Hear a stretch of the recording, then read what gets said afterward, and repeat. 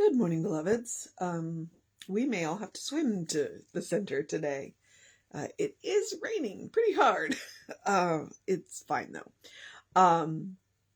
My alarm went off at 6, and I think I woke up around 4 when the thunderstorms rolled in, and then I heard it again at 5, and then my alarm went off at 6, and I went and I lit, because I was seeing the lightning and the thunder, and I went and I listened to the rain, and I was like, yeah, you know what? I drive probably maybe 12 miles to meet my trainer.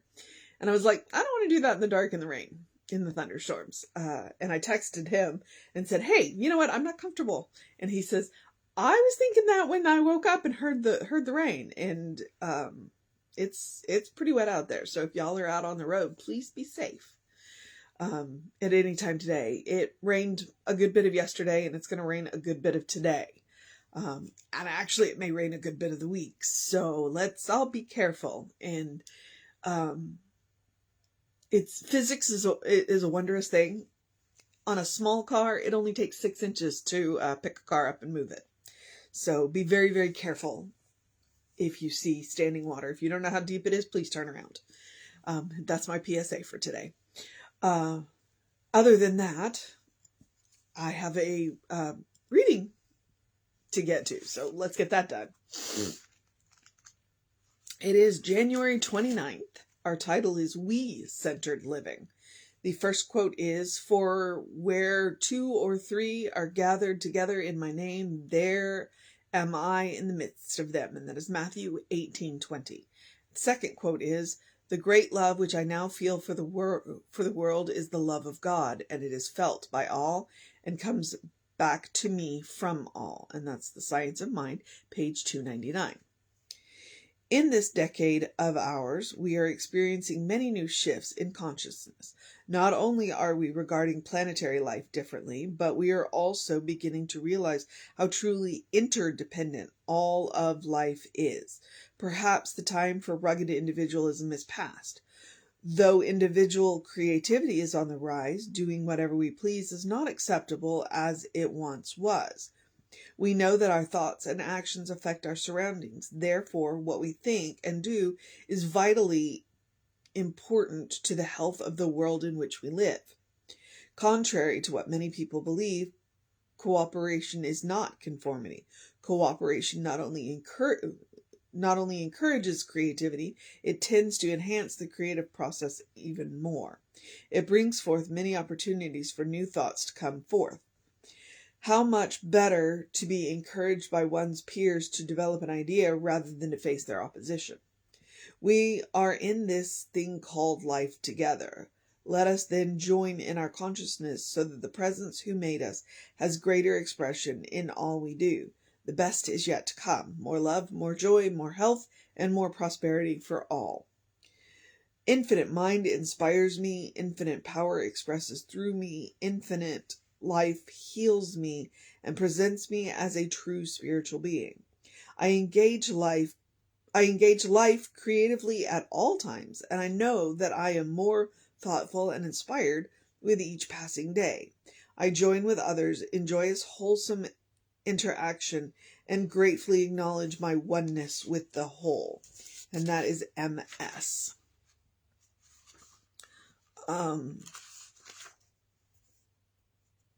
Yeah.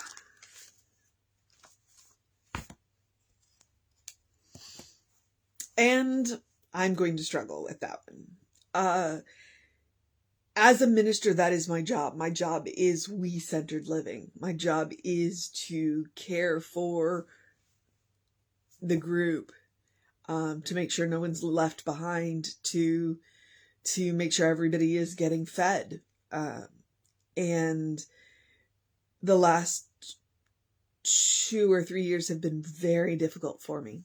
From the standpoint of, it is my job to think about everyone. And then to watch individuals make decisions that are clearly selfish, and just not care how their decisions impact the people around them. It's been hard. And that's been kind of the tough lesson in all of this, is how watching people value their individualism over the community.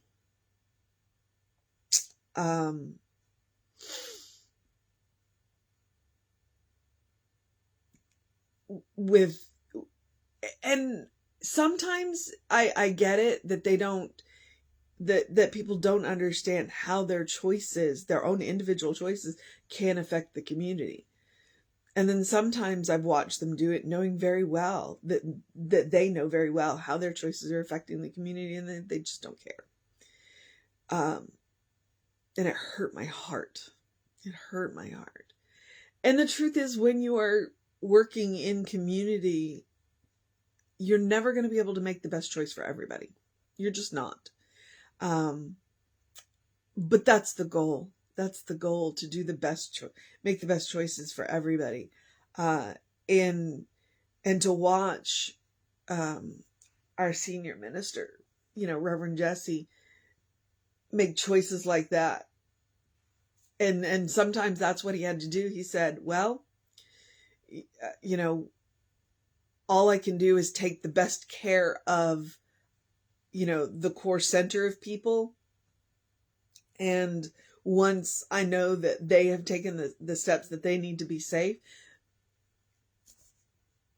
then we're just going to have to, because we have to do our jobs, We-centered living. It's not conformity. It is about caring. It's about recognizing that we are intra-dependent, not interdependent. Recognizing that,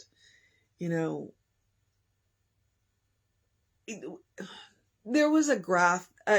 When I went through school, one of the things that I used to see is they would do life as a pyramid, and they would have humanity at the top, and then everything else underneath us. Like we were the peak of evolution. And now I'm starting to see a new one where they have life as a circle, and sometimes they'll put, people to one side, or, outside, but we're not, because we do depend on all life, more often. And then sometimes what I'll see is they'll put us right in the center, and I'm like, well, life doesn't revolve around us. And so generally what I'll see is we're kind of off to one side, and, all of the life is in there. So unless you're doing family trees, obviously. And that's much more, I think, true. We are not the peak of evolution. There are other sentient species on the planet. To some degree, it's very possible that the dolphins are as smart as we are. They've just chosen not to build cities, but, and because we're learning to communicate with them. The interesting thing is that in all cases, other animals have to learn our language to communicate with us. We, as of yet, haven't learned theirs. Tell me what you think about that. So we're getting there. I mean, I was reading through an article about cats, and that's exactly what it said. Cats have learned how to communicate with us. They don't speak our language, but they've learned how to get us to respond to theirs. They're smarter than we are. They are training us. I mean, they live in our houses rent-free, right? Well, not rent-free. They pay rent in snuggles and purrs. Especially when you consider that they purr at a frequency that literally heals bone. They definitely don't live rent-free. So, and that's one of the reasons why when I make the suggestion about how to check whether it's ego or it's spirit talking to you, is I suggest look at who it helps, look at who it hurts.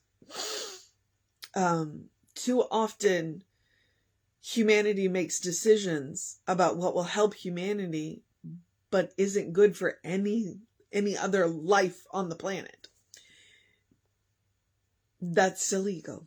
That's still ego. So ego has a place, but we need to check our collective ego and check our communities. And our community is more than just our center.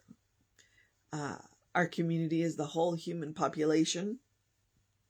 Our community is the whole planet. We are one big, interdependent, living being. So, yeah. All right, Margaret. She was writing that more than 30 years ago. I don't know if how she would feel about where we are now. Of course, that being said, I'm not sure if she's still on the planet. That might be interesting. Let's contact her and find out. So, because I may not have said that. It's MS. It's Margaret Stortz. So, and she's been to our center. Whew. Well, her mission right here, the mission should we choose to accept it, is pretty clear. Let us join in consciousness so that the presence who brought us together, so the presence who made us, has greater expression in all we do. Let us join in consciousness. And honestly, you can take that to mean whatever you think it means. Let us join in consciousness with the presence that made us. Which, honestly, is the mission every day. It is. I'm sorry, I keep rubbing my eye. I feel like I've got an eyelash in my eye. I opened a new night gel last night, and it was So, and my routine's a little off this morning. All right, so that is the mission, to join in consciousness with the presence that made us. And what can that look like? That can look like the spiritual practice of doing something loving for ourselves, doing something kind for ourselves, doing something compassionate for ourselves. And sometimes what that looks like is getting up, taking a look at the weather, and going back to bed. I've done that twice this weekend. Saturday morning, I got up, looked at the weather, went back to bed. Sunday, I got up, looked at the weather, went back to bed. It may happen a lot this week. And maybe I just need the extra sleep. So we'll take it. We'll take it as we go, right? So, because practicing love, kindness, and compassion on yourself, it is a spiritual practice, and it is clearly self-care. It is absolutely self-care. I'm in the process of rearranging my house a little bit, and letting some stuff go, and that is the most loving, kind, and compassionate thing I can do for myself, and my partner. And more importantly, there's a practice called death yoga, and so I've done that, which was weird when I took the reincarnation class in ministerial school, which they're not teaching anymore, which is too bad because it was a really good class. Dr. Goswami is just fascinating. But then there's another practice, and it comes from, I think, Sweden, and it's going around and looking at your stuff, and making sure that you let go of stuff in a reasonable time, so that, the people left behind when you choose to leave the planet aren't left with a mess to deal with. And so I'm working on that now. Ooh, thunder. I'm working on that now. And not that I don't intend to live for another 50 years, don't get me wrong. But with all of the stuff that I've accumulated up to this 50 years, I can't keep accumulating in the same rate. It's time to let some stuff go. And that is loving, kind, and compassionate for myself and for my partner and for, the cats that live in my house and for, anybody else that might end up in, these situations. It's good to look towards the future and think about it. So, but it's also about joy. Don't let me kid you. One of the other things that I suggest, because I suggest taking a nap, taking a walk, taking a exercising, going for a bike ride, hugging a tree. But I recommend eating dessert first, which is about joy. It is about making sure that you make room in your life for joy. I was sorting through pictures yesterday, and it was interesting to see how often the pictures that I was looking for, the person that I was looking for, how intertwined in our lives she's been. And then more importantly, to see some of the other people that are in those pictures and how many pictures of them that I have, and they're no longer with us. And it's bittersweet, but it was joyful to see them, and to see, it was interesting. I'm rambling. So maybe I should let go, which is what I'm working on. I'm working on letting go, of stuff. So, make room for joy. Take care of yourself, make room for joy. I also do encourage you, even though I keep going back to bed instead of going out and doing the exercise, I do encourage you to engage your mind and your body. The weather is the weather is conspiring to encourage me to go back to bed. I'm taking the hint. So do something to engage your mind and your body. I do encourage you to drink plenty of water. Hydration is super important. Your brain works better that way. Especially if you're going to practice some of the things that I talked about today. Hydration. I do encourage you to get early in your day bright light. I talk about circadian rhythms. They're science. They are about a hormone, a balance and a rhythm, a cycle. And when you get that early in your day bright light, it helps to reset those hormones to encourage an appropriate rhythm for you. And you will have more energy during the day and you'll sleep better at night. So please, early in your day bright light. And then, in the words of Ernest Holmes, open the windows of your soul. Allow the breath of heaven to remind you do live in heaven right here, right now. It's all around us all the time. Okay? And what does that look like? It looks like spending some time sorting through photographs and having good memories. It looks like spending time with good friends and having an amazing conversation over a good meal. And it looks like, showing love. And we can talk about the 5 love languages. One of my, I think my dominant love language is definitely acts of service. But the other one is time, spending time with me. We don't have to do anything, but that's part of my love language. It's like, so, acts of service is definitely my first one though, which is probably why I became a minister. Although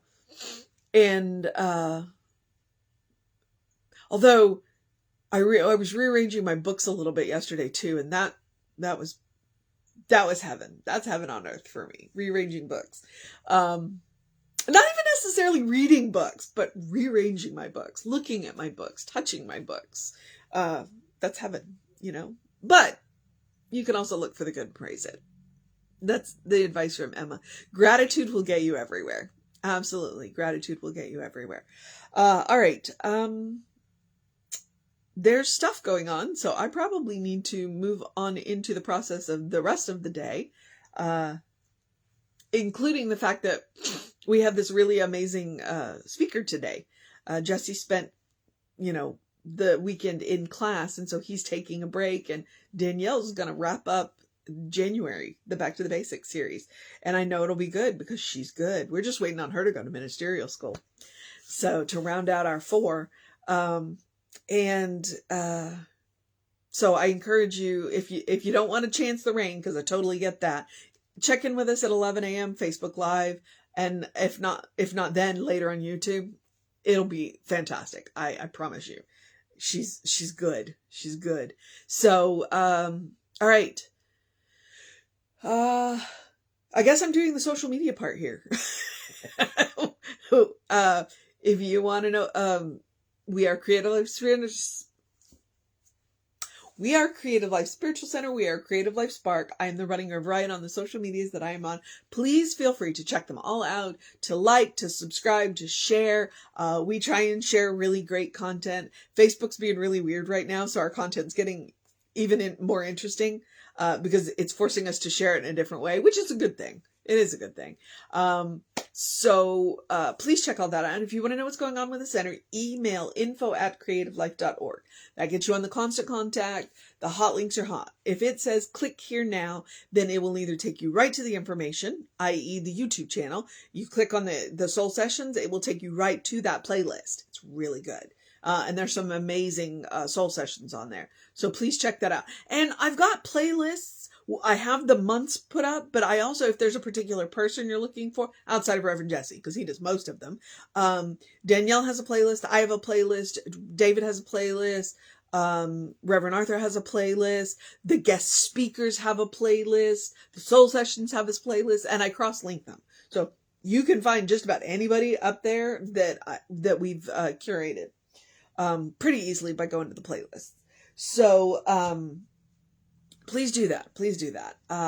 And then I get to move into the have a great day, a wondrous day, a fantastic day, a magical day, an enchanted day, a wonder-filled day, an awesome day, a stay dry day, a feel free to go dance in the rain day, a we may need rafts to get where we're going day today, a be cautious day, a don't drive through standing water day, unless you know how deep it is, a good day. And if that is too much pressure, simply have a day, because you are enough just as you are.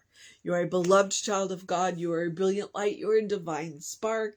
You are spirit in action. You are God in motion. You are a godling in whom God is well pleased and well represented. It is a state of grace. We are granted it. We are born with it pre-installed. As I like to say about the Christ consciousness, we are born with it pre-installed. And the password is love. So take care of yourself. Know that Reverend David will be on around 5 p.m. with you. I'll be back with you around 9 a.m. But before that, we will have an amazing service right here on Facebook Live at 11 a.m. All right? Take care of yourself. Know that you're loved. And I will see you next time.